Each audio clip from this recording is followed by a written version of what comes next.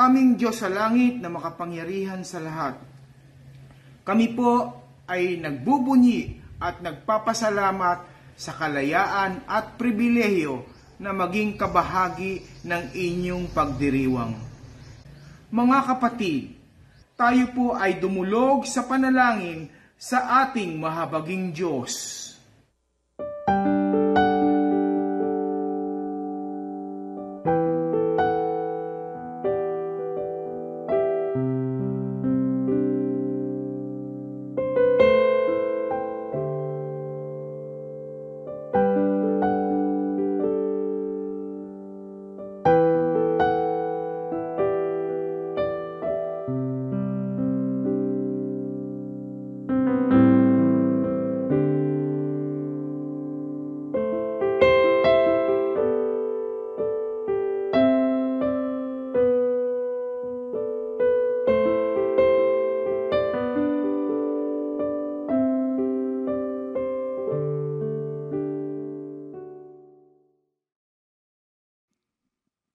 Sing, sing to the Lord, all the earth.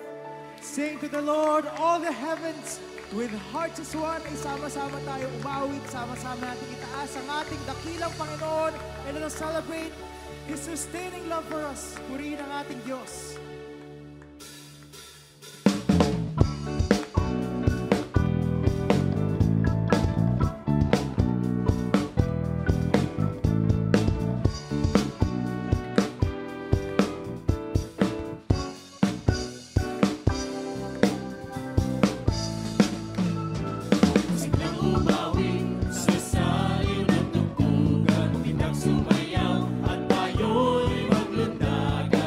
Somebody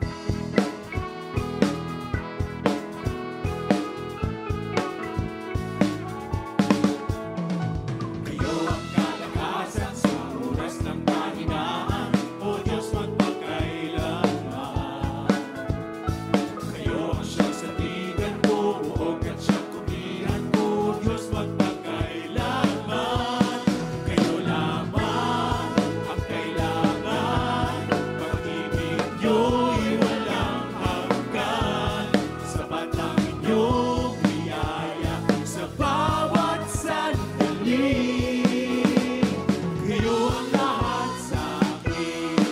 Kayo lamang ang kailangan. Pag-ibig niyo'y walang hanggan.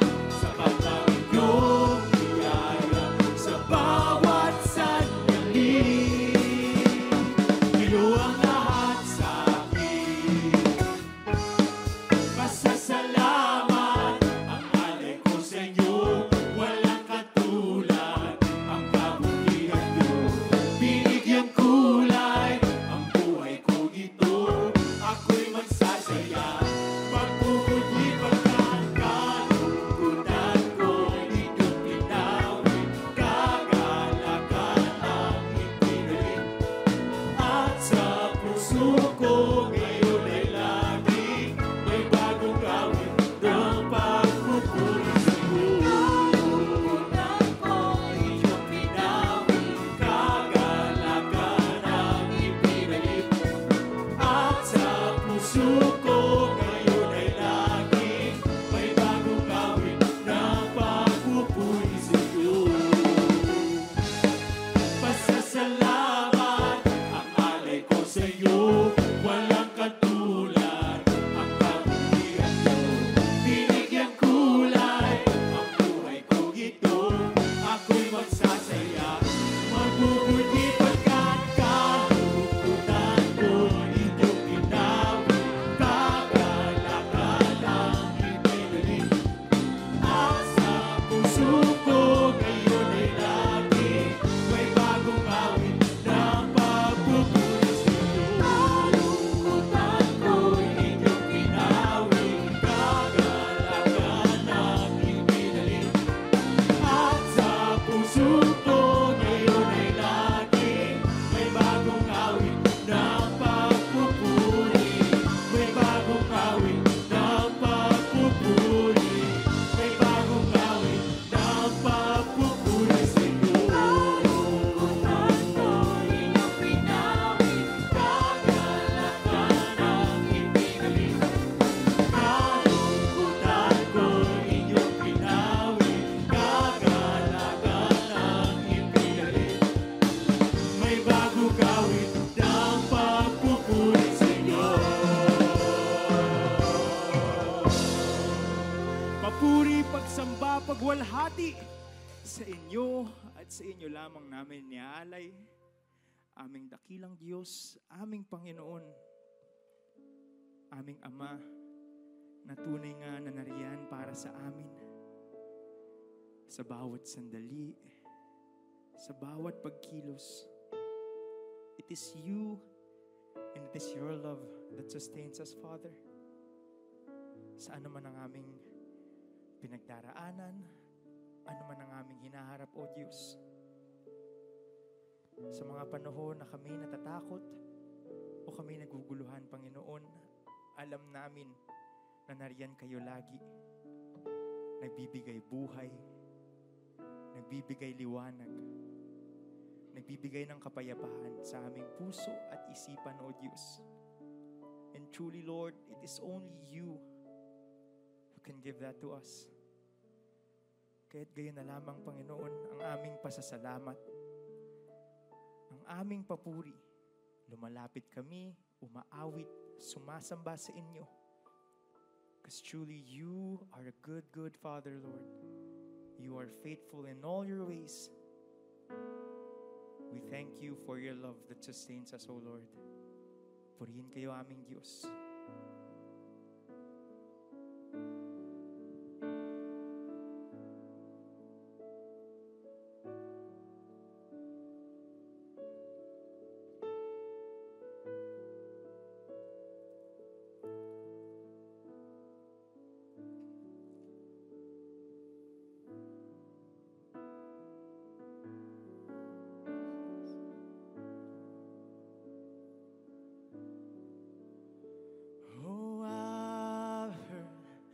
Thousand stories of what they think you're like, but I've heard the tender whisper of love in the dead of night, and you tell me that you're pleased and that I'm never alone. You're a good, good Father. It's who you are. It's who you are. It's who you are. And I'm loved by you. It's who I am. It's who I am. It's who I am.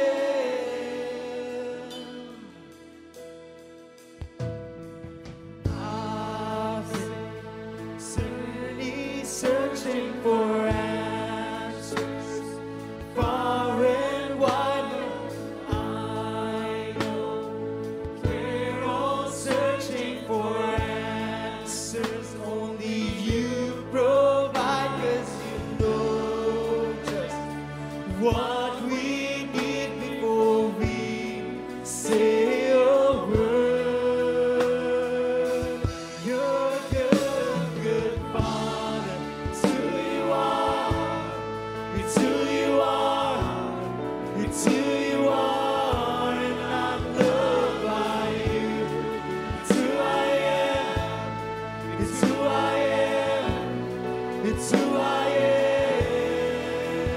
You are perfect in all of your ways. You are perfect in all of your ways. You are perfect in all of your ways to us. You are perfect in all of your ways. You are perfect in all of your ways.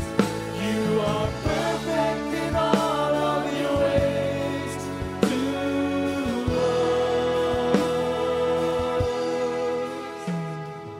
Love so undeniable, I can hardly speak. Peace so unexplainable, I can hardly think as you call me. Deeper still as you call me. Deeper still as you call me. Deeper still into love, love, love. You're a good, good Father. It's who you are. It's who you are. It's who you are. And I'm loved by you. It's who I am. It's who I am. It's who I am. Father, it's who you are. It's who you are. It's who you are. And I'm loved by you. It's who I am. It's who I am. It's who I am. You are perfect in all your ways. It's who you are. Perfect in all your ways. You are perfect in all your ways. It's who I am. It's who I am. You are perfect in all of your ways. It's who you are. It's who you are. And I love you. Are perfect in all of your ways. It's who I am. It's who I am.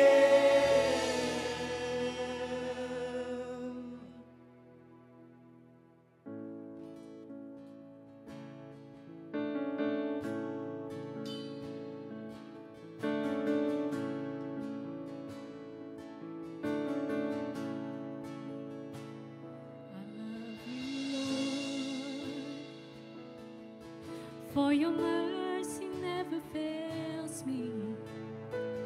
All my days I've been held in your hands.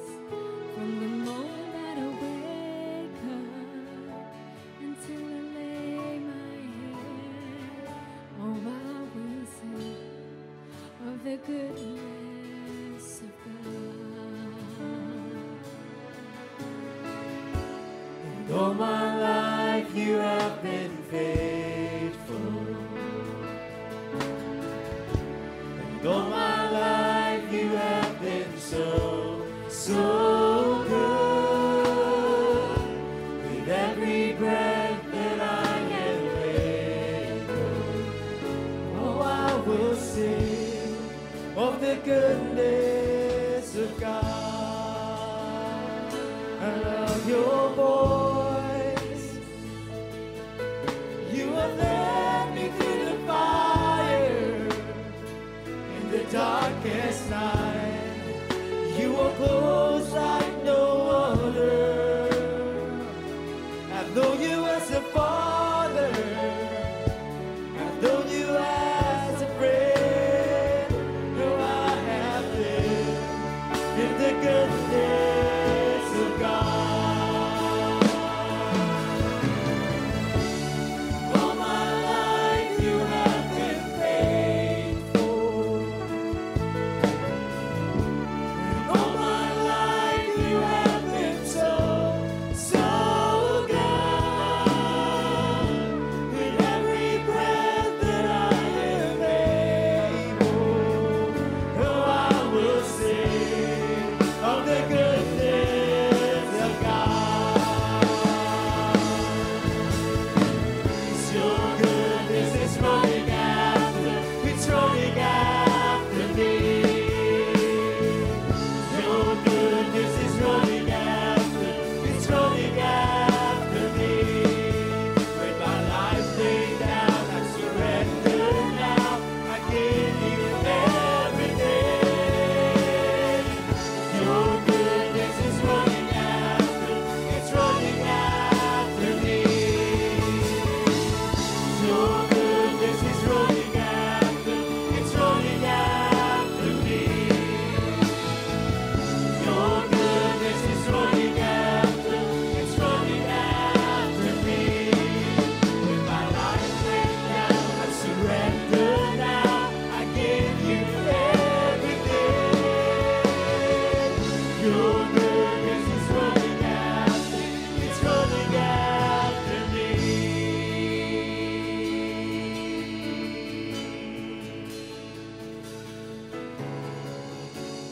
And all my life you have been faithful. And all my life you have been so, so good. With every breath that I am able, oh, I will sing of the goodness of God.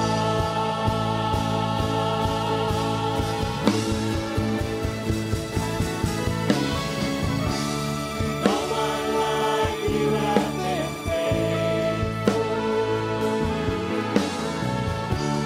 All my life you have been so, so good. With every breath that I am able, oh, I will sing of the goodness of God. Oh, I will sing of the goodness of God. Yes, I will sing of the goodness of God.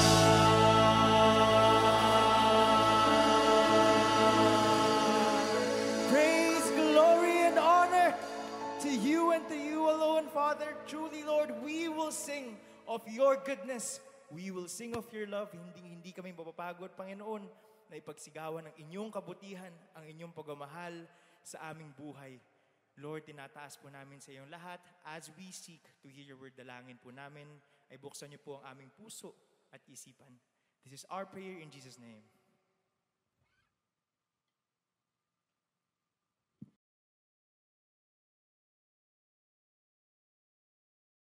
Genesis 2:18. Then the Lord God said, "It is not good for the man to be alone. I will make the companion he needs, one just right for him." Sabi ng Panginoon, mas mabuting may kasama. Aloneness is prevalent. Loneliness has become an epidemic worldwide. Lalo pag magpapasko, sabi ng iba, bakit ang saya-saya po ng marami sa Pasko? I was being interviewed for a TV show. And I said, no, ang totoo maraming malungkot pag Pasko. Kasi maraming inaakala nila pag Pasko dapat ang saya-saya mo. Tapos sila hindi. So the more sad they feel, the sadder it gets. In fact, mas maraming suicide pag Christmas season, lalo sa mga cold countries. Bakit kaya? Aloneness is an issue that has always been a problem of many people, but all the more now. Mas madali nga ang communication ngayon, mas isolated ang maraming tao. Makipag-isa, kahit sa isa man lang. Father, we thank you that you are God that would like us to be happy. You are God that had made many, many ways and steps to make us happy. Teach us how to live life the way you want it lived, and teach us how to find happiness in the right places, companionship, fellowship. Father, we seek you. Speak to your people in the name of your Son, Jesus. Ecclesiastes 4:9, two are better than one because they have good return for their labor. Mas marami ang bunga ng anumang gagawin nila, sabi ng Tagalog version. Maraming trabaho ay mas madali, mas maginhawa, mas mabunga kung may katulong. Some people thrive in aloneness, pero konti yun. 99.99% of us would like to have somebody beside us that we can do work with. Mas mabuting may kasama, may katuwang, ka-teamwork. Kaya naman dapat makisama. Kung gusto nating may kasama, dapat marunong tayong makisama. If either of them falls down, one can help the other up. But pity anyone who falls and has no one to help them up. Kawawa naman daw ang nag-iisa sapagkat walang tutulong sa kanya kung siya ay mabuwal. May mga tao independent-minded, very independent yung spirit nila, pero hindi mo naman alam kung kailan ka mabubuwal, kung kailan kailangan mo talaga ng kasama. Mayroong talagang inherent weakness ang pag-iisa. Kahit ano pang denial ang gawin natin, talagang mas magaan ang buhay kung may kasama. Panapanahon kasi ang pagtumba ng tao, ang pagbagsak, ang magkasama at ang may kasama, malaki ang pag-asang may tutulong sa panahong hindi inaasahan na bigla siyang mabubuhal. So tumulong sa kapwa, lalo na sa partner, tuwing kaya, hanggang kaya, kasi hindi mo naman alam kung kailan ikaw naman ang mangangailangan ng tulong. Magtanim, hindi mo alam kung kailan ka magiging mahina. To continue with Ecclesiastes, also if two lie down together, they will keep warm. But how can one keep warm alone? Ngunit, saan siya kukuha ng init kung nag-iisa siya? Of course, the better to appreciate this in the context of cold countries, of cold places, na ang pagtatabi para mag-init ay hindi lang conjugal. It could be like the army. Ang Russian army, pag natutulog sila, tabi-tabi, dikit-dikit, because they derive heat from each other's bodies. Kahit sa liquid, yung tinatawag na osmosis, liquid moves from a place of higher concentration to a place of lower concentration. And in thermodynamics, or the movement of heat, alam natin yan that there's such a thing as conduction sa metal, na yung init, lumalakad yan sa metal, papunta from hotter place to a cooler spot.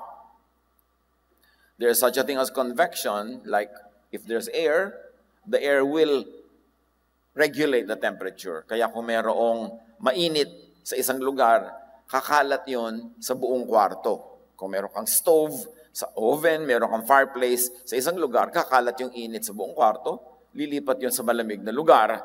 And if there's just vacant space, a vacuum, there will be radiation. Heat will move.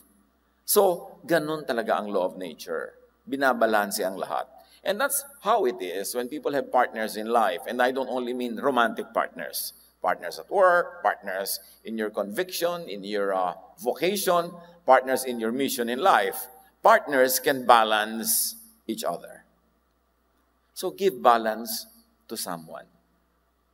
Ganon-ganon din yung marami kang pera, merong may konti lang ang pera, binibigyan mo, tinutulungan mo para magkaroon ng balance. Hindi mo naman alam kung kailan darating yung panahon na ikaw naman ang tutulungan. And very importantly, to be happy in life, you must learn how to receive balance from someone else. Wala namang taong talagang truly independent. Sabi nga nila, no person is an island. Panapanahon lang kung kailan ikaw ang tumutulong at ikaw ang tinutulungan. So, have someone to give to. Have someone to receive from. Have someone to thermodynamics with. Para maraming chances that the imbalances at the moment would be corrected. Patuloy ng Ecclesiastes, the one may be overpowered, two can defend themselves. A cord of three strands is not quickly broken. Kung ang nag-iisa ay maaaring magtagumpay laban sa isa, lalo na ang dalawa. Ang lubid na may tatlong pilipit na hibla ay hindi agad nalalagot. Kaya yung sinulid, madaling lagutin, pero pag itinirintas mo yan, hindi na madaling lagutin. Kaya matibay ang lubid. Kaya matibay anything that is braided because all the energies of single strands become one big force when braided together. Nakakapagpalakas talaga ang kasama. Kaya magbigay lakas ka sa iba. Habang ikaw yung malakas, magbigay ka na magbigay. Kasi magte-thermodynamics din yan, mag-osmosis din yan. Pag ikaw yung weak, merong magbibigay sa'yo ng lakas. Nature will find you. If you are an agent of balance, nature will find an agent of balance for you and for your sake when your need arises. Tumanggap ng lakas mula sa iba. Kaya ganun din sa church, sa fellowship. Sabi, ang Espiritu daw ang nagbibigay ng mga kanya-kanyang mga katangian at kalakasan sa atin para pag tayo'y magkakasama, na ibibigay ko sa inyo ang aking lakas, na ibibigay nyo sa akin ang inyong lakas, na ibibigay ng isa't isa ang lakas niya sa isa't isa. That's why the fellowship is complete. Mahalaga talaga yung ganong klaseng relasyon. Nagpapalakasan sa isa't isa. So may kasama o wala, ang tunay na pamasko ay si Jesus bilang kasama. Ano nga ba talaga ang diwa ng Pasko? Ano ba talaga yung gift ng Pasko? Ano bang ibibigay kong gift para maging makatuturan? Nakakalimutan natin yung the gift of companionship. The gift of presence. Parang ang gift na lang lagi yung nababalot at naireregalo na bibili sa tindahan. Pero ang tunay na binigay ng Diyos sa atin ay kasama. John 1:14, the Word, meaning Jesus, became flesh and made His dwelling among us. Nagkaroon tayo ng kasama. Kasama from heaven. Kasama from God, anak ng Diyos. Matthew 28:20, you can be sure that I will be with you always, sabi ni Jesus. So sa John 1:14 dumating, nung aalis na sa Matthew 28:20, sabi niya, ang totoo, lagi ko kayong sasamahan. I'm going to send the Holy Spirit to be with you forever. Every day. Ganun, until the end of this age. Hindi yun end of the world, end of this age, end of time. Hindi ibig sabihin end of all time, kundi end of a time cycle. Marami nagtatanong, bakit po sabi yung Mayan calendar, mag-e-end na ang world? Bakit hindi nag-end? Tapos na yung calendar. People forget that the time concept of the ancients is not all of time, but a cycle of time. Isang season. So pag sinabing end of time, nag-end na yung isang season. Hindi ibig sabihin, nag-end ang planet. At sabi ni Jesus, until the end of time, or this kind of setup, this kind of arrangement, until this ends, I'm going to be with you. Then welcome you into another cycle of time when I will be with you in all kinds of levels and in all kinds of dimensions. At sabi niya, I will always be with you until the close of the age. And this is what we need to understand. This is what we need to internalize so we will never feel alone. That Jesus promised to be with us all the time. Kaya mga iba very enlightened, pag dumating, nag-iisa lang po kayo, hindi, kasama ko si Lord. Kuminsan parang mukha namimiloso po, pero ang totoo, kung niya yun, ang lalim nun.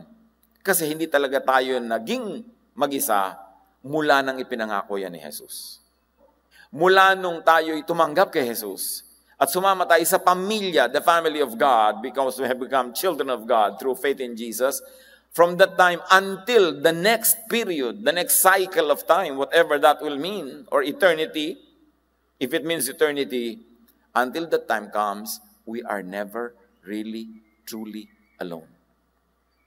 Isang malaking pandaraya para tayo mapapaniwala na tayo ay napag-iisa. Kasi ang tunay na pamasko, si Jesus bilang kaibigan, kahit ng hindi mga deserving. Remember the time when Jesus was sent, sabi sa Bible, in the fullness of time, God sent His Son. Kasi nung time na yon, sobrang namamayagpag ang relihiyon, at ang relihiyon, ang ipinamumukha sa tao, masama ka, hindi ka bagay sa Diyos, galit sa iyo ang Diyos, walang naghihintay sa iyo kundi kaparusahan, walang naghihintay sa iyo kundi impyerno, kaya lagi kang guilty, lagi kang malungkot, lagi kang namamanipulate ang religion. Doon ipinadala si Jesus at sabi, from now on, you will never be alone because I have been sent by the Father to be with you forever. At ipinadala siya para sa lahat, but very specifically and specially and emphatically doon sa mga feeling hindi deserving. Kaya siya ipinadala hindi sa mga pare, hindi sa mga religyoso, hindi sa mga religious leaders, kundi sa mga tinatawag na makasalanan, sa mga latak ng lipunan, sa mga puwera, sa mga outsider. Kasi yun naman talaga ang natotorture ng idea na ayaw sa kanila ng Diyos, therefore wala silang kasama.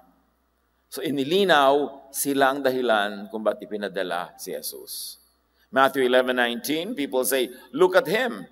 He is a friend of tax collectors and other sinners. At yan talaga ang tawag ng mga relihiyoso kay Jesus, kaibigan ng mga makasalanan, kasi doon talaga siya nakisama, doon talaga siya nakisalamuha, doon siya makikitang nakikipagkwentuhan, nagtuturo, kumakain. And it is very good for the undeserving. So if you are tempted once in a while to think that you are undeserving, that God probably is mad at you, that you are not karapat-dapat, isipin mo, para sa iyo at para sa akin, ipinadala si Jesus. Hindi ka puwera. John 15:15, I no longer call you servants, now I call you friends. So bagay si Jesus sa mga tax collectors and sinners, at bagay din sa mga servants. Ibig sabihin yung mga hindi royal, yung mga hindi dignified at birth, yung mga hindi kinikilala, hindi sinasanto, hindi niyuyukuan, dun bagay si Jesus. Kaya sabi, kayo mga servants, I call you friends. If at times you feel that way, that you're in a social situation that is less than others, bagay na bagay sa si Jesus. Ikaw talaga ang sadya niya. Ang tunay na pamasko, si Jesus bilang kakampi. Kasi nung sinilang siya, and all throughout time anyway, people feel na kalaban nila ang Diyos. Nagalit sa kanila ang Diyos. At marami silang kalaban. Ang tao maraming kalaban. Una, kalaban mo ang masasama.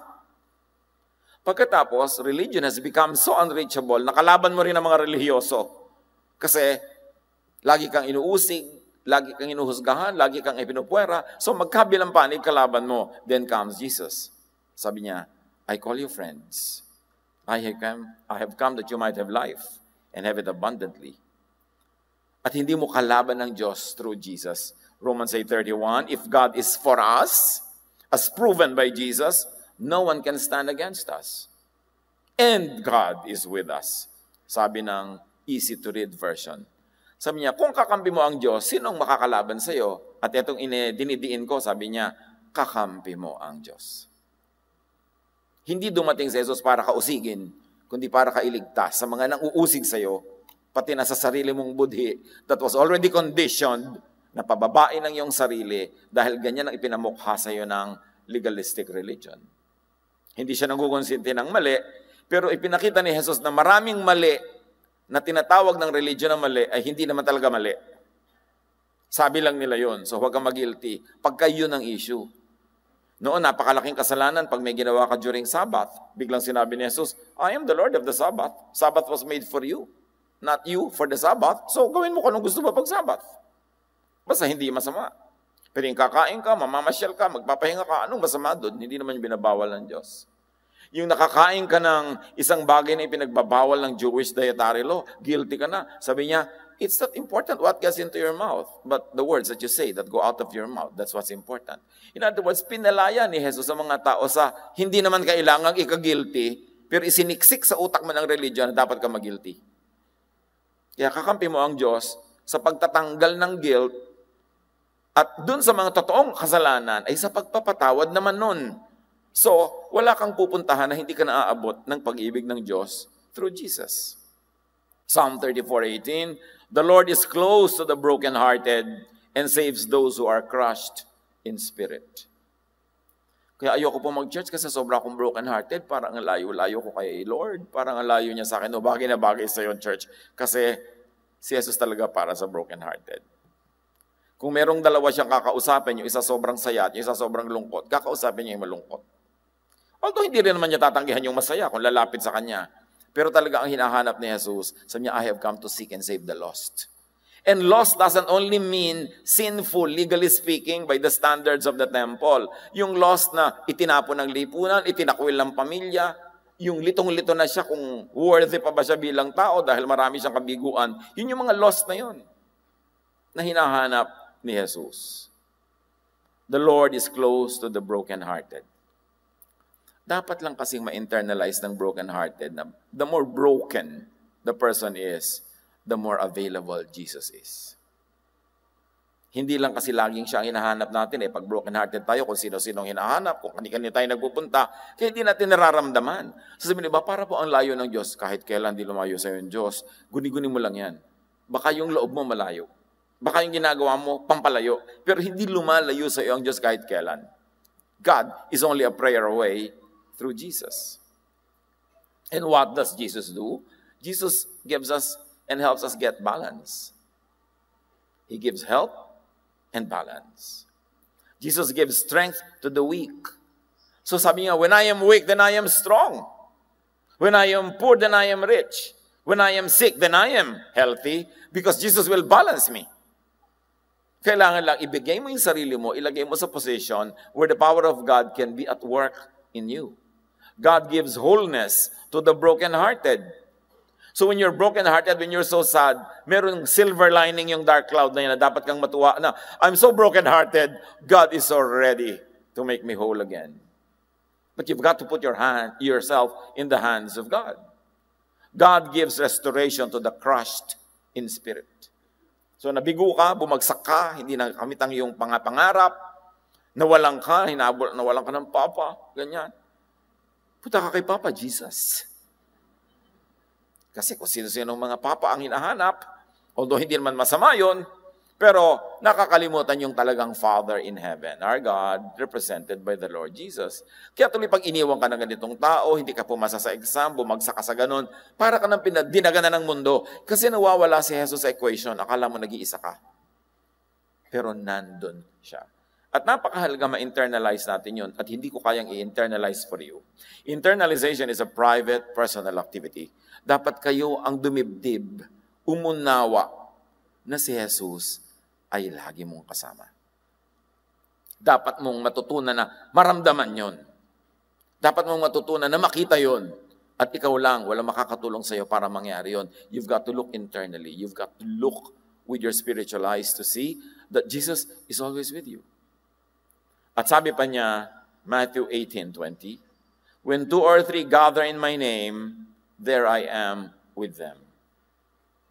Alam niyo yung kahulugan nito, marami. Pero isa dito, dati pag hindi ka member ng temple, puwera ka, malayo ka sa Diyos. God is only in the temple, sabi ng priest. At ngayon sa marami mga religions that claim to be the only true one, pag hindi ka nila member, wala ka sa Diyos. Sabi ni Jesus, when 2 or 3 are gathered in my name, I am there. Kahit hindi ka official member ng congregation na yan, pag may 2 o 3 nagkakasundo sa pangalan ko, naniniwala sa akin, my church. You know how Jesus democratized religion? Dati kailangan dumaan ka sa mga sistema ng mga pare, dumaan ka sa kanilang mga ritual, magbigay ka sa kanilang mga ambag, because God was franchised by many religions. Pero sabi ni Jesus, no. When 2 or 3 are gathered in my name, there is a church. So, hindi ka member ng ganong kongregasyon, ng ganong kalaking kongregasyon, wala ka na sa Diyos. Jesus makes a fellowship of believers so people won't have to be alone. And people won't have to chase the institutionalized, the glamorized institutions of His time and of all times. So people don't have to be alone physically dahil kay Jesus. Kung minsan you feel alone, ikaw lang may ganitong sakit, akala mo ikaw lang may ganon. Ikaw lang nakakaramdam ng ganito physically na Kung minsan yun ay sakit. Kung minsan na super lakas ka, nabubuhat mo talaga yung kotse, you feel alone. Minsan naman, may kung ano-ano kang nararamdaman, ikaw lang ang ganyan, ikaw lang ang ganito. But no, Jesus is with you. Naranas ni Jesus, symbolically, ang lahat ng mararanasan ng tao sa buhay. Kaya kaya niya maintindihan ang sino man sa lahat ng kalagayan. You can never be alone socially. Kahit in the human social circles, you're outcast, you're puera, you're isolated.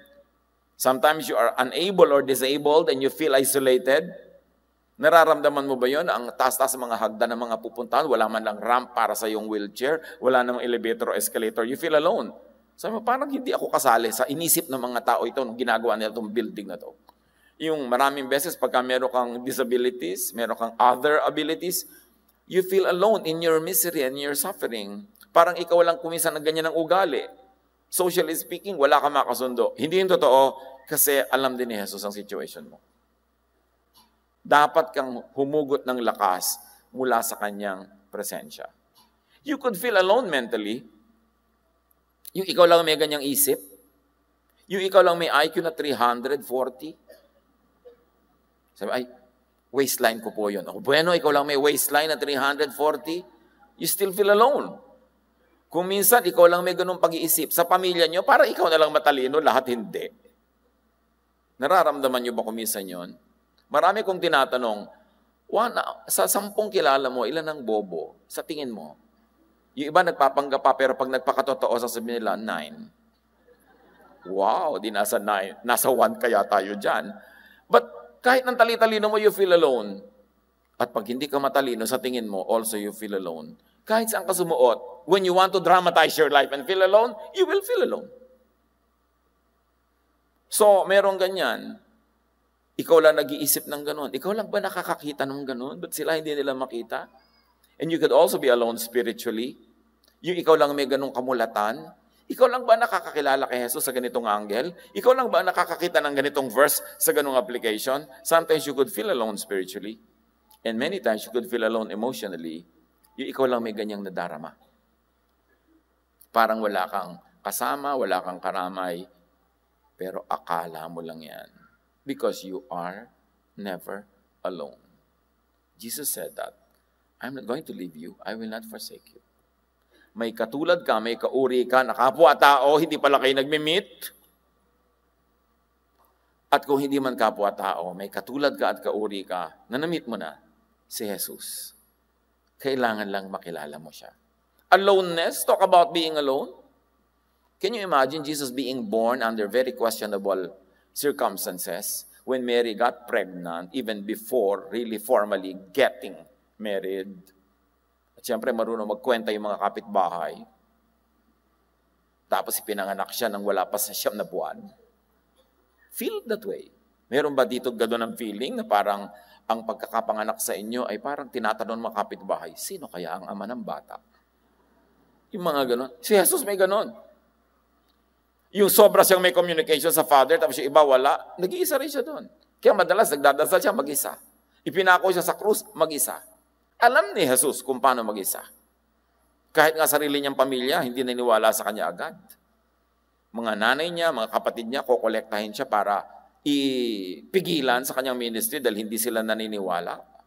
Mga disciples niya, iniwan siya lahat nung siya ay dinadakip. Talk about aloneness. Hindi kayo nag-iisa kasi nauna na dyan si Jesus. Hebrews 4:15, Jesus our high priest is able to understand our weaknesses. Kasi masama ang depiction ng religion kuminsan, pati kay Jesus parang laging galit, laging handang magparusa. Samantalang lagi siyang handang umunawa, magpatawad, maglinis at magbigay ng kapatawaran, magbigay ng pagpapalakas. Dapat lang natin talaga siyang kilalanin as the Gospels present Him. When Jesus lived on earth, He was tempted in every way, sabi ng Hebrews. He was tempted in the same ways we are tempted, but He never sinned. In other words, napagtagumpayan niya. Hindi siya bumigay. Pero alam niyang dumanas ng lahat ng uri ng temptation. Hindi lang temptation to do wrong, but temptation to feel bad about oneself. Temptation na magdrama, temptation to think lowly of oneself. Isaiah 53, 4-7. The fact is, it was our suffering He took on Himself. He bore our pain. He was crushed because of our guilt. This was the prophecy of the ancients about their Messiah. And this Messiah was connected by Matthew to Jesus. He said, si Jesus ang tinutukoy dyan. Nagkaroon ng thermodynamics. Yung mga kasalanan natin, siya nagbayad. Yung mga sakit natin, siya ang nagdala. So yung kanyang kalakasan, pupunta sa atin. Yung kanyang kabanalan, pupunta sa atin. He took the punishment we deserved, and this brought us peace. We are healed because of His pain. That's why I was belaboring to explain the transfer of heat, the transfer of liquid, because that's what happened in the cross. Na lahat ng ating hirap ay dinala niya. Lahat ng ating pag-iisa ay dinala niya. Lahat ng ating mga dinaramdam, pagkukulang, karumihan, lahat ng parusang dapat mapunta sa atin ay inako niya, kaya wala ka ng karapatan magdrama. Intindihin mo lang yung katotohanan na binayaran na ni Jesus ang lahat ng kasalanan mo. Na ang lahat ng pag-ibig na pwede ibigay sa iyo ng Diyos ay ibinibigay niya hanggang ngayon. Na hindi kanya iniiwan talaga. Imagination mo lang yun. Kaya dapat nating ma-enjoy yung spiritual fellowship with Jesus apart from physical and social fellowship with fellow humans. But how can we do that? Because we too are spirit. We were born in spirit when we accepted the Lord. Nung nanalig tayo kay Jesus, tinamnan tayo ng Espiritu na pwede na makipag-ugnayan with God through the Spirit, although we can now still communicate and socialize with humans through human ways. Pero meron pa tayong ibang channels of fellowship, and that is the spiritual channel na madalas hindi natin binubuksan, kinakalawang o mahina ang signal. Iba, low bat. Kasi kulang sa practice. Yung mapag-isa ka kasama si Jesus. Gaano karami sa oras natin sa maghapon ang si Jesus lang kasama. When we meditate, we just sit there doing nothing and let the Lord speak to us. Walang agenda, walang lesson plan, just let the Lord take over. Kulang na kulang tayo doon. Kaya hindi natin na-develop yung spiritual fellowship with God. Naakala natin, pag nalagot ang fellowship natin with humans, ay nag-iisa na talaga tayo. We forget that we are not just human, but we are also spirit, because the Spirit of God lives in us. I-develop natin yung ating spirituality. Yun ang mahalaga. At yun ang binibigay ni Lord, balance. Jesus is a balancer. And Jesus makes a fellowship of believers so people won't have to be friendless. Nag-iisa kang ganito ang ugali. Nag-iisa kang ganun ang kasalanan. Nag-iisa kang ganito ang kahinaan. Nag-iisa kang ganun ang kalakasan. But when you join the church, and really join the church, not just attend programs, hindi ka lang nakikihalubilo, kundi kayo nakikisangkot, nakikiisa sa mga kapatiran, malalaman mo, marami palang tulad mo. Are you one of us? Yung nakalagay sa damit mo na gano'n. Diba? Men in black rin ba? Nagkakakilala sila. Ikaw ba, anak ng Diyos? Marami kang makikilalang, pala, hindi pala ako nag-iisa. But people feel isolated, though they have church activities, because they don't really get immersed in the family life of the church. Kaya mahalaga yung sambahay natin, yung pamilya, kayo, tatanda kayo magkakasama, alam niyo mga pinagdaanan ng anak niya, yung anak mo, alam niya, nangyayari sa inyo ang lahat ng nangyayari sa buhay ng mga normal na tao, humihina, lumalakas, kakapera, naghihirap, magkakasama kayo. And then you will know that God accompanies you, not directly in spirit, but through other believers that are inhabited by the Spirit of God. Na ang pakikipagniig sa iyo ng Diyos ay hindi diretsahan lagi, kasi sa eternity pa yon, dun sa end of time na ito, na pag nagbigin yung new time, dun yun mangyayari. Pero ngayon, nakikipagniig pa rin sa iyo ang Diyos through the brothers and the sisters. Tinutulungan ka ng Diyos sa pamamagitan ng tulong ng mga kapatid. At ikaw naman ay inilalagay ng Diyos sa work. God puts you at work by making you help the other brothers and sisters. So, nagkakaroon ka ng mga kaibigan. Kapalagayang loob. Those who join with Jesus joins with everyone else who joins with Jesus. And this is what the church is all about. Lahat ng nakikipagkapatid kay Jesus na nagiging anak ng Ama sa Langit, kapatid nyo rin ang ibang kapatid ni Jesus. Therefore, ang buong kapatiran na pare-parehong naniniwala kay Jesus ay magkakapatid. Dapat ganun ang trato mo. Dapat ganun ang samahan in the sambahay. Yung mga maliliit na mga fellowships, para meron talagang pagtitinginan. It is in the family of God where people find other people who, like them, had been isolated and alone. Physically, may sakit kumisan o super lakas, may ganito at may ganyan, iba-ibang dahilan. Be part of the family of God through Jesus. Don't just attend programs. Napagkamalan kasi ng iba yung 1 hour or 2 hour attendance in a church gathering, yun na yun, church. Part ng church yun, pero hindi ng lahat-lahat. Kasi dapat merong time and space where you share lives para yung gifts ng Lord sa iba mapunta sa iyo at yung gifts sa iyo mapunta rin sa iba. John 1:12-14. Yet to all who did receive Him, to those who believed in His name, He gave the right to become what? Children of God. In other words, pag nanalig ka kay Jesus, nagiging anak ka ng Diyos. O ano ngayon ang relasyon mo sa ibang nananalig din? Hindi kapatid mo sila. Kasi pare-pareho kayo anak ng Diyos. Children born not out of natural descent, nor of human decision or a husband's will, but born of God. In other words, hindi biological children ito. These are spiritual children of God. Therefore, ang pagkakapatiran, hindi biological, spiritual. Brotherhood, sisterhood, familyhood. Puwera si Robin Hood. So, importante yan. So, this is the church. And there is a church. There is a spiritual community. And in other areas, where 2 or 3 are gathered in His name, the Lord is there too. Kaya marami tayong mga OFWs sa mga kapatiran na, kami, ang konti-konti po namin dito sa isang maliit na village sa Norway. Diba? Konting talon ko na lang po, nasa ulap na ako. Pero, gather 2 or 3 para may church. Para mayroong fellowship. At kung talaga nag-iisa ka ng physically, hindi pa rin, kasi kasama mo pa rin si Jesus. Dapat walang feeling of aloneness. Huwag nating always i-associate with human company yung fellowship.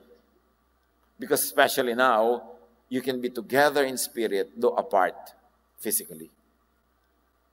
And the Word became flesh, sabi ng John, and made His dwelling among us. So si Jesus ay nakahalubilo bilang flesh, at nung siya'y umalis na, sabi niya, I'm going to send the Holy Spirit to you. You will never be alone. So now, kasama pa rin natin ang Diyos sa pamamagitan ng Espiritu. Jesus lives in the fellowship among believers. Gusto mong harapin ang Diyos, huwag ka na magpunta sa malalayong bayan para ka mag-pilgrimage. Huwag ka na pupunta kung saan-saang lugar. Maki-join ka sa fellowship kasi makikita mo ang mukha ng Diyos sa bawat isa. Practice, tingnan nyo nga mga katabi nyo dyan. Diyos ba nakikita? Dapat, di ba? So dapat pinapakita natin sa kapatiran natin yung anyo ng Diyos sa atin kasi may natitira pa rin anyo dyan si Taning. Tigin uli. O, di ba? Pwedeng mangibabaw yun at any moment eh. Kaya meron tayong pananagutan sa isa't isa to represent God. Kung ganun, may natitira pa sa akin dito kamo ng aking old self eh. Siyempre, hindi naman yung tumalsik na ganun bigla-bigla. Pero hanggat maaari, pinaiiral natin yung Espiritu ng Diyos ang mangibabaw sa ating buhay, sa ating mga pakikitungo sa kapwa. At pag nangyayari yon, hindi nahahanapin ng Diyos kung saan sa malalayong lugar para lang mag-pilgrimage na inuuto ng mga travel agency. Because God lives in you. Jesus lives in the fellowship among believers. The lesson is, be and stay in the fellowship. Biro nyo, ang dami-dami mga kapatiran, ang daming gifts ibinigay sa bawat isa dyan. Kung kayo ay nakikipagmabutihan, nakikipag-isa, lahat ng gifts sa kanila, pakikinabangan nyo. May ang galing kumanta, kakantahan lang niya tayo, daig ba natin na nag-Bible study. Meron ang galing magturo, pag nagturo yun, para kang dinala sa langit. Meron din nagdadala sa impyerno, ha? Kaya, iniingatan natin ang pinaggagawa natin sa buhay. Pero, yun ang benefit. At ikaw naman, kapatid, anong binigay sa'yo ng Diyos na pwede mo ibigay sa kapatiran? Of course. Do your part, you get your share. Osmosis, thermodynamics, pagbabalance ng lahat ng bagay. So welcome and keep and allow others to enter and stay in the fellowship. Na iba eh. Pagdaan ng panahon, yung temple naging very exclusive. Hindi pwedeng pumasok ang Gentile, hanggang tarangkahan ka lang. Hindi pwedeng pumasok dito ang mga babae, lalaki lang. At kahit lalaki, hindi ka pwedeng pumasok dito kasi this is the most holy place. At kung hindi ikaw ang high priest, hindi ka pwedeng pumasok sa loob-looban because yun lang dapat high priest ang nakakapasok doon. Naging exclusive ang religion, maraming puwera, maraming layers na hanggang doon ka lang. Kaya nung araw, nung kakatapos pa lang ng Second World War, mayroong kasabihan na hanggang pier ka lang. Kasi mayroong mga babaeng Pilipinong na-inlove sa mga sundalong Amerikano. Anak, nagdadalang tao ka. Anong pangalan ng boyfriend mo? Sino ang ama niyan? Inang, ang alam ko lang po yung pangalan niya ay Joe. Noon naman po sumakay sa barko, kakaway-kaway ako. Tapos hindi na po sumulat. Yun ang hanggang pier ka lang na tinatawag nila. Naging gano'n ang religion. Hanggang diyan ka lang. Hindi ka na pwede, hindi ka na pwede. Kaya ang ginawa ni Jesus, ng Ama, through Jesus, nung namatay siya sa krus, yung kurtina na naghihiwalay sa most holy place, yung Holy of Holies, doon sa mas ordinaryong part ng temple, yung lugar na high priest lang nakakapasok once a year, napilas ang kurtinang ito mula taas hanggang baba. Ibig sabihin, wala ng korte-kortina, wala ng harang-harang, lahat kayo lumapit sa Diyos. Kasi ang relihiyon, imbes magdala ng tao sa Diyos, pinagbabawalan yung mga tao, naging exclusive. Hindi ka pwede sumimba kung ito suot mo, kung ganyan-ganyan-ganyan ka. Ngayon, kung nakikilugar ka lang, siyempre may mga policies, sumunod ka. Pero kung sarili mong lugar, di dapat walang masyadong ganyang policies. Pero ang importante, ginawa ng Diyos ang langit na naaabot through Jesus. Matthew 11:28-30. Come to me, all of you who are weary and burdened, and I will give you rest. All ang invitation, I am gentle and humble in heart, and you will find rest for your souls. So all yan. Pastor, tatanggapin po ba natin yung mga ganito ang gayak? Ano ba sabi ni Jesus, di ba all? Pastor, tatanggapin po ba natin yung ganito ang buhay? Yung ganito ang kanilang moral life? Tatanggapin po ba natin sumama sa atin at maglingkod yung mga ganito ang mga pamumuhay? Hindi ba sabi ni Lord, come to me, all of you. Tired ba kayo sa buhay? Tired kayo sa kasalanan? Tired ba kayo sa pang-uusig? Tired ba kayo sa lahat? Yes, come. Si Jesus yun. Pero hindi gano'n ang religion. Sasabihin pa ba, bakit kinokondone nyo dito yung ganyan? Ba't pinapayagan nyo yung ganyan dito? Sabi nga ni Jesus, i-welcome mo, ano ka ba? Para magpalakasan, mag-aralan, magdasalan para sa isa't isa, magtulungan. And when all human efforts fail to transform a person according to the standards of men and women, then i-apply mo yung law ni Lord. Sabi niya, all those who come to me, I will never cast out. John 6:37. All those the Father gives me will come to me, and whoever comes to me, I will never drive away. Tapos ang religion nagda-drive away. That's why Jesus to be reintroduced into Christianity. Kasi ang dami-dami ng sumingit na ibang katuruan, hindi na maka-Jesus. Make and let the fellowship be welcoming, accepting, inclusive, and restful. Magiging restful lang yan kung titigil ang mga tao magbatuhan, mag-usigan, maghusgahan. Kailangan restful. Because Jesus lives in the church, in the fellowship, and also in the believer personally. So si Jesus nandun sa 2 or 3, nandun sa gathering, pero nandun din siya sa individual. Galatians 2:20 says it very clearly, Christ lives in me. And very clearly sinabi, God does not live in temples made by humans, but He lives in the hearts of believers. Tapos yung iba nagpipilit pa rin, temple, temple, temple. Yung gumuho na temple, sinira na, gusto pa nilang buuin muli. Bakit bubuuin muli ang temple sa Jerusalem? Mag-aalay ka uli ng mga baka? Mag-aalay ka uli ng mga kambing? Iniaalay na nga si Jesus as one supreme sacrifice. Bakit inuuto pa tayo na dapat tayong magbuo na naman ng ganung batong temple? Di, pumailalim na naman tayo sa mga Pharisees. Sumailalim na naman tayo sa mga religious leaders na pinalaya na nga tayo ni Jesus sa ganon. We are now the temple of the living God. 1 Corinthians 6:17, whoever is united with the Lord is one with him in spirit. So let Jesus live in you in glory and majesty, and let and make the thought of Jesus inhabit your mind. How does God live in you? When the thought of Jesus inhabits your mind. Na ang isip niya, gano'n ang isip mo. Yung values niya, yun ang values mo. Then, Jesus lives in you. Colossians 3:16, let the teaching of Christ live inside you richly. Dibdibin ang katuruan ni Jesus, ipamuhay, practicein, muscle memory, magiging second nature mo to be like Jesus. Galatians 2:20, so I am not the one living now. It is Christ living in me. I still live in the body, yes, but I live by faith in the Son of God. He is the one who loved me and gave himself to save me. So if Jesus lives in us and we are aware of it and we practice it, we will not feel alone. Sometimes you will be tempted to feel alone, pero maaalala mo ulit hindi ka alone, makaka-recover ka agad. Sabi nga ni Martin Luther, you cannot stop birds from flying over your head, but you can stop them from nesting in your hair. So dumadaan man yung time na nalilito ka, nagdadalawang loob ka, sandali lang yun. Huwag mong hayaang mamugad sa ulo mo na parang ibong doon na tumira. 1 Corinthians 6:19-20. Do you not know that your bodies are temples of the Holy Spirit, who is in you, whom you have received from God? You are not your own. You were bought at a price, therefore honor God with your bodies. So there are two truths here. One, your body is the temple of the Holy Spirit. You don't have to go to a faraway land to go to the temple. But if you like to do it touristically, just educationally, culturally, why not? Pero hindi ka pumupunta sa temple ng Diyos kasi ikaw na nga yung temple eh. And another truth is that you honor God with your bodies.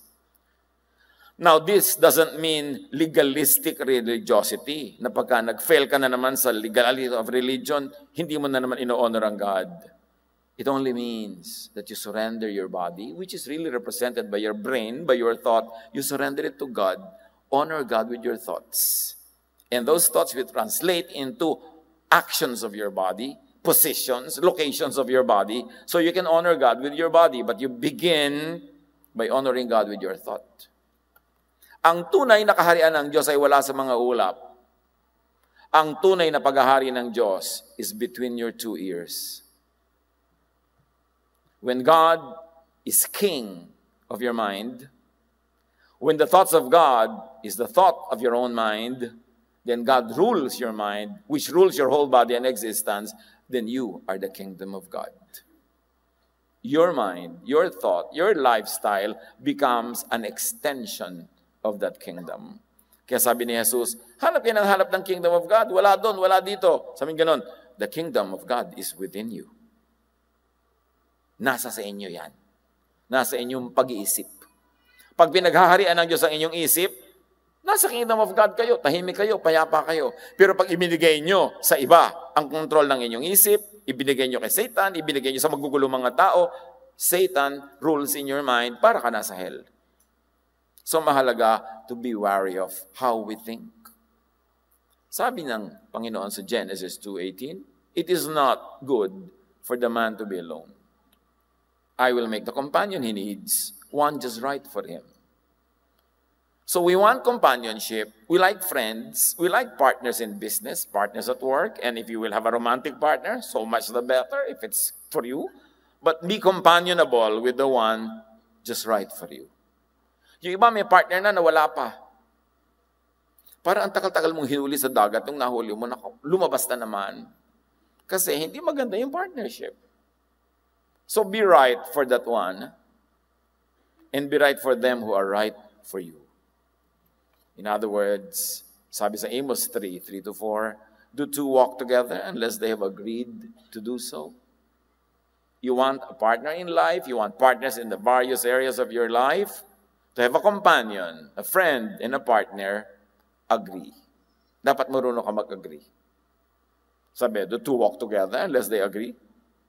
And also, be agreeable. Either you do the agreeing, or people agree with you because you're agreeable. Hindi ka disagreeable all the time. Kasi when you are always disagreeable, people will stop being one with you. Kasi irritant yun, stress yun, problema yun. Sinimulan natin ang pag-iisip tungkol sa bakit maraming malungkot, bakit maraming feeling alone. At pinag-aralan natin na yes, meron tayong kasama, tao. Meron namang tao o wala, may kasama tayo, ang Diyos through Jesus. So walang dapat talagang nananatiling nag-iisip na nag-iisa siya. But if you like to talk about human companionship, agree or be agreeable. So that you will have and you will keep your companion. At ang atin namang fellowship with God, agree with God and also be agreeable with your lifestyle so that that fellowship will always be strong and powerful. Isa lang ang magiging dahilan para tayo malayo sa tao at sa Diyos. Yung sobra tayong makasarili, hindi tayo mabait sa kanila, at sinisira natin yung relasyon natin. So it's really up to us.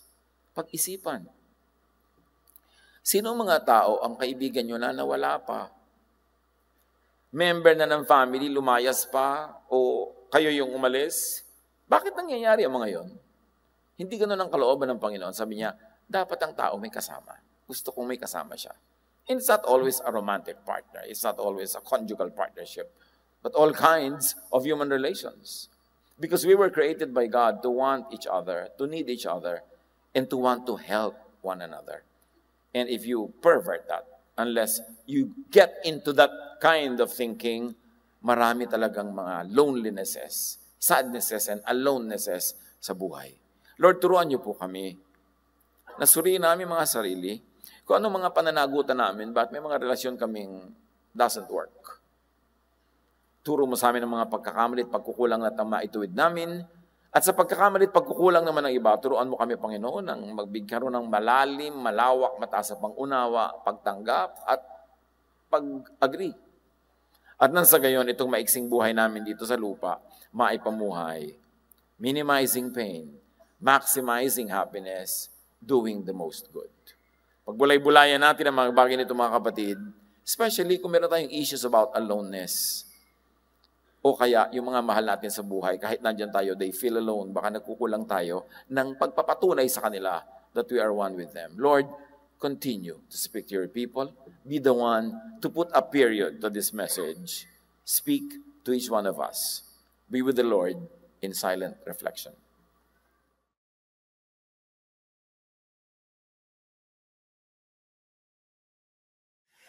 Diyos Ama, maraming salamat na meron na kaming masayang dahilan na ipagdiwang ang buhay. Kung kami ay nag-iisa at malungkot, nariyan si Jesus na maging kasama, kaibigan at kakampi namin dahil damang-dama niya ang aming kapighatian. At pwede rin naming matagpo si Jesus sa ating mga kapatirang naniniwala rin sa inyo. Tulungan niyo kami na makipag-isang loob sa inyo at sa kapwa upang maranasan namin ang tunay na ligaya kapiling niyo.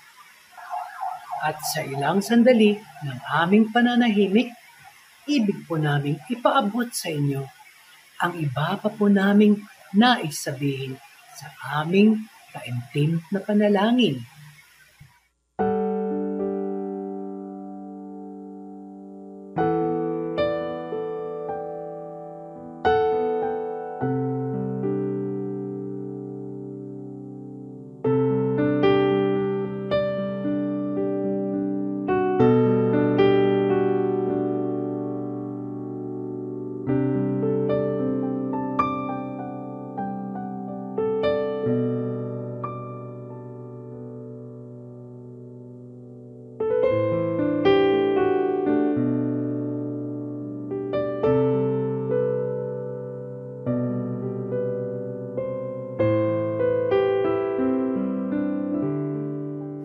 Diyos Ama, salamat po sa pagkakataong makapaghandog ng mga biyayang nagmula sa inyo. Ito po ay aming ipinagkakaloob ng may kagalakad sa aming puso. Papuri at pasasalamat sa ngalan ni Jesus, aming tagapagligtas.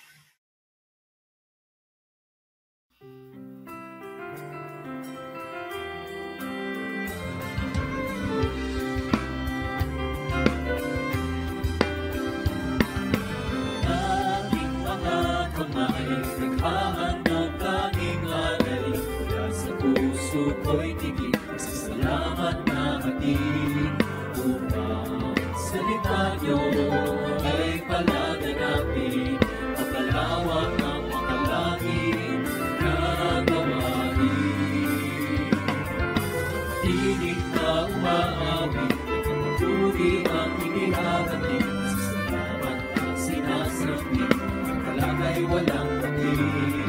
Kung sayang ibinabalik ang biyayang galing sa langit, tunay at mayaman inyong pag-ibig. Ang aming alay, O Diyos, ay tanggapin.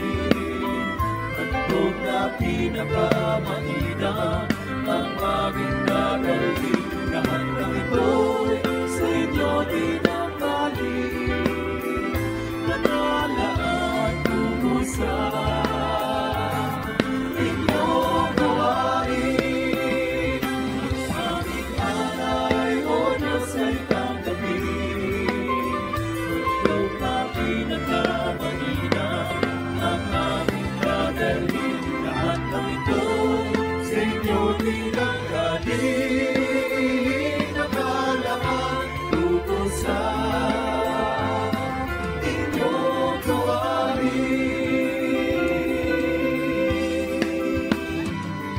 Lumapit sa Diyos na may likha sa ating mundo. Malagong tinulungan siya nawa. Siya nawa.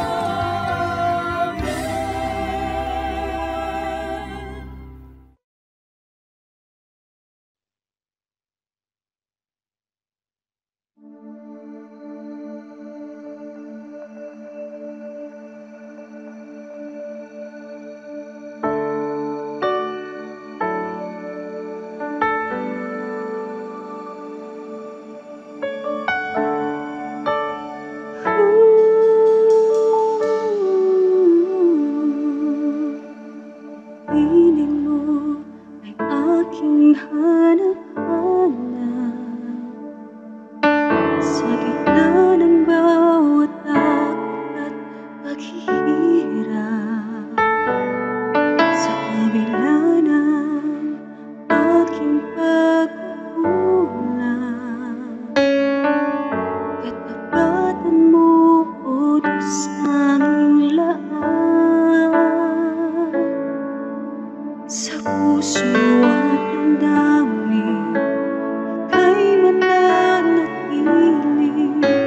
Walang hanggan ang alay mong pag-ibig. Natagpuan ang pag-ibig na dakila. Doon sa krus ako'y iyong pinalaya.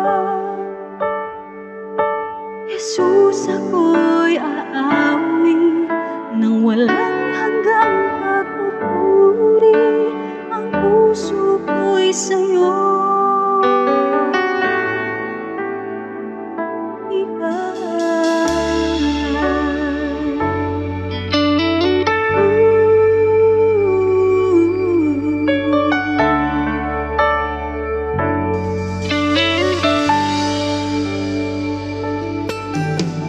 Panginoon, ikaw ang kagapay.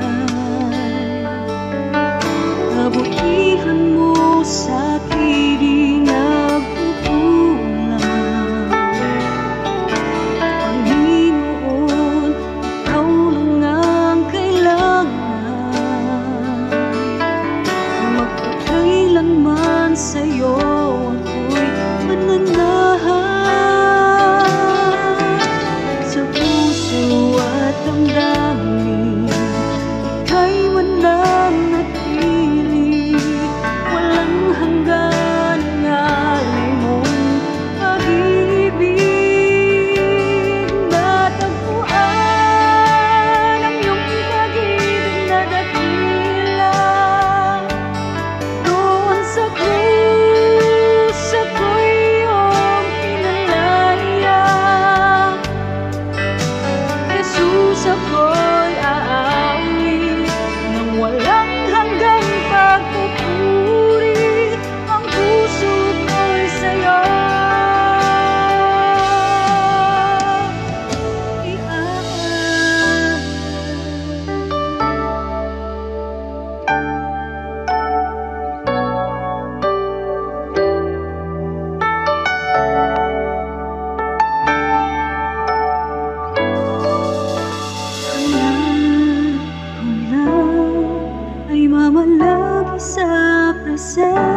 mo natagpuan.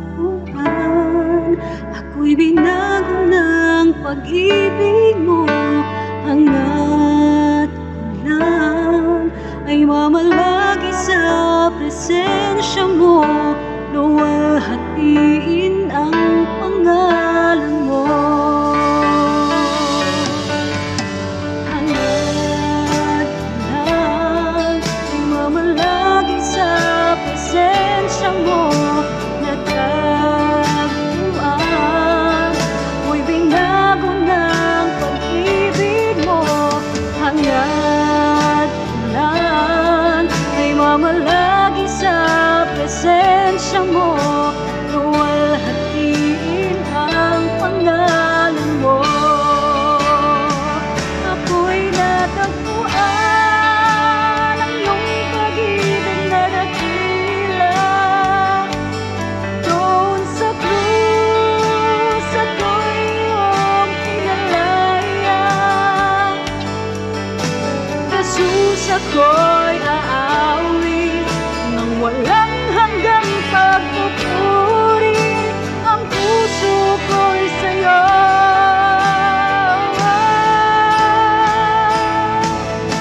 Hangat ko lang ay mamalagi sa presensya mo, natagpuan. Ako'y binago ng pag-ibig mo, hangat ko lang ay mamalagi sa presensya mo, luwalhatiin ang pangalan mo.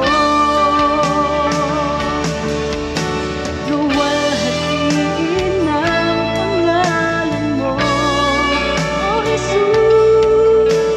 Luwalhatiin ang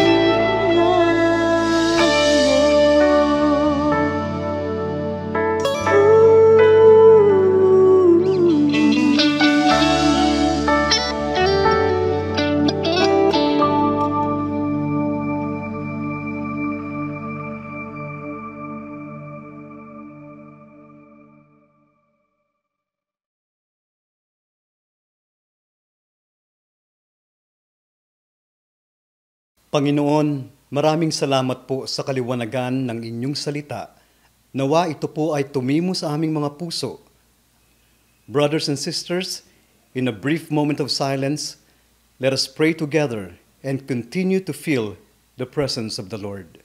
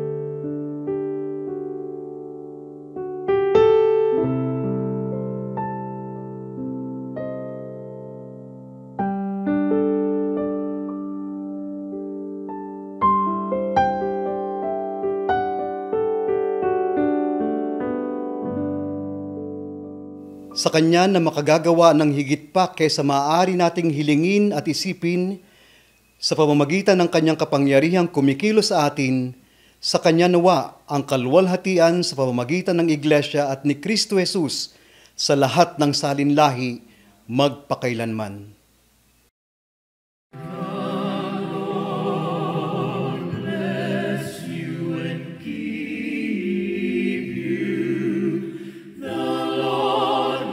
His countenance upon